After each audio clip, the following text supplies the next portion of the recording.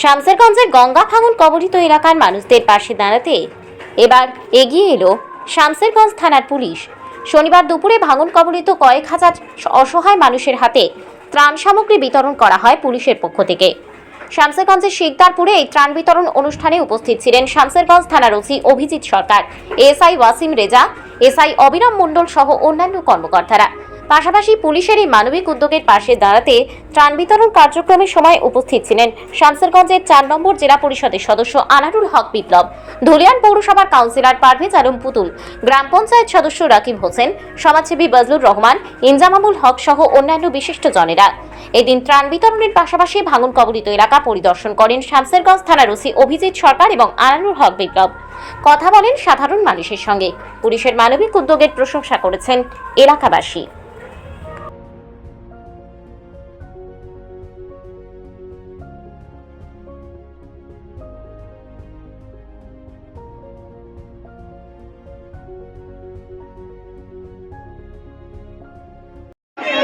প্রতাপগঞ্জে গতকালকে আমরা দেখেছি, আমিও কালকে ছিলাম, কিছু বাড়ি আজকে ঘুরে গেছি।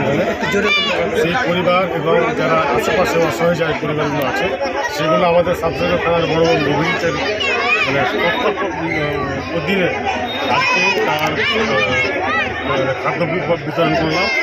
এখানে ওসি সাহেব আমাকে ডেকেছিলেন, আমি এসেছি এবং ওসি সাহেবের প্রতিনিধি দলেরা আছেন, অসীমবাবু আছেন এবং আমাদের ৮ নম্বর ওয়ার্ডের কাউন্সিলর পুতুল ভাই আছেন গাজীর আছেন বজলুর দাস, সকলে মিলে তাদের এদের পাশে থাকা একটু সহযোগিতা করলাম এদেরকে, যাতে আগামী দিনে যদি এরকম ধরনের আরও কিছু ঘটনা ঘটে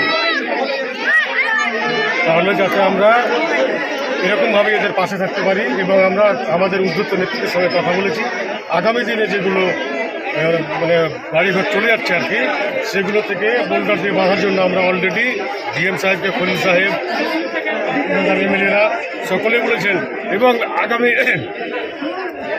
বিগত দিনে যেগুলো কাজ আমাদের দলনেত্রী মমতা ব্যানার্জি যতগুলো টাকা এখানে দিয়েছেন, আমাদের এমএলএ সাহেব জাকিরবাবু বলেছেন, কালকে আপনারা দেখেছেন, এগুলো ইনকোয়ারি হওয়া উচিত।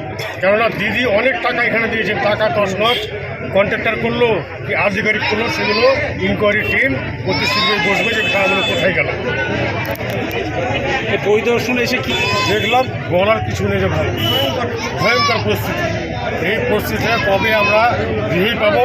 আমরা দলগতভাবে আমরা আমাদের দলনেত্রীকে আমরা সব টোটালি জানাবো, এমপি সাহেব জানিয়েছেন, আমরাও জানাবো, যাতে আগামী দিনে তাদের মানে ব্যবস্থা করে দিতে পারে।